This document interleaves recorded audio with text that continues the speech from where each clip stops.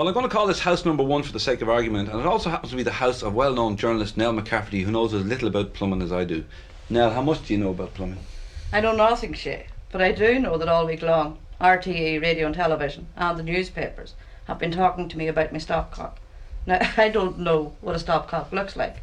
I don't know where it is, and if I did know, I wouldn't know what to do with it. And how are we going to solve your problem? Evening Extra has very kindly agreed to get me a plumber. Even as you speak, there goes the doorbell. It must be Paddy the Plumber. Now, I know nothing about it either, but somebody told me that's what a stopcock looks like. That's the new kind. It's called a valve, and I bet you Paddy the Plumber's going to know where it is. How are you doing? Not too bad. You want to tell me about my stopcock? I'll have a look now. We get this started out for you. Morning, Paddy. Morning, Shay. Let's see, can we find a stopcock here now for... Got to make sure we water anyway. Now, I did look under my kitchen sink, but there's nothing in there. plenty of junk there anyway. Hold on, it's not there anyway. Hold on now, let me see. Oh, there's your supply in. Here you go, here now. I just turn it off and just check. Now, how's that? That's your stopcock anyway. Now, that has your water shut off there for you.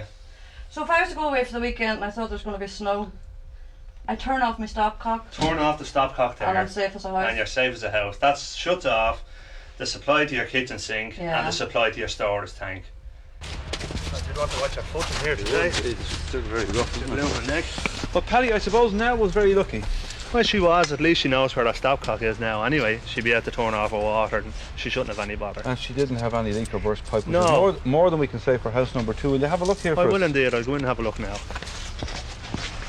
The first I knew of a leak was water dripping through in the living room inside. I immediately ran upstairs and there was quite a flow of water. Now let's have a look at the damage in here. Well, as you'll see, most of the damage was done here in this room. Right. When I came up here, there was quite a flow of water coming through there in that area, on the Yes. ceiling there. And it seems to have spread, right through the room. Yeah, probably ran down the walls to downstairs as well. Well, yes, luckily, as you see, there's no carpet here now, but there were 2 carpets on this floor which seemed to save Right, it saved your ceiling below anyway. And I noticed that when I put on the light that there was a hiss. Right. So I knew that could have been dangerous, so I didn't use the light after that, and I thought of taking the fuse out. Yeah, well, that was the wise thing to do. What was the actual problem in the attic? The joint into the ballcock had burst. The little nut had come off the ballcock, so you had a full flow of water going down onto the ceiling upstairs. Yes, there was quite a flow of water. Yeah, and your main problem then was you couldn't turn off the stopcock underneath the sink. If I could have done that, I would have arrested the problem immediately, Right. but unfortunately. Every house you go to is different, they're all built different. And the old stopcock is not a cure-all, is it? It's not a cure-all, but it's an actual great help. At least people can shut off the water and there's no water going into their attic. But the most important thing, I suppose, really is to call a plumber, is it? Well, you're better off getting a plumber, Yeah, because he'll know what's going on anyway. And I'd imagine at this time of the year there's a fair amount of cowboy plumbers operating, are Well, there? everybody's looking for you this time of the year. You're as popular now as you'll ever be, you know. So how do you avoid the cowboys? Well, to avoid the cowboys, if you ring a registered contractors association such as our own, we'll furnish you with a reputable contractor. Well, there you are.